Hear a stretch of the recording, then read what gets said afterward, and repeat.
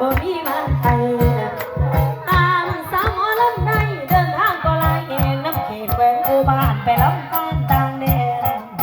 เมื่อเห็นคนสินาแน่นเต็มแดนดินเดินมือนี่เกินหูเดาเขาเจ้าลังมาย้อนว่า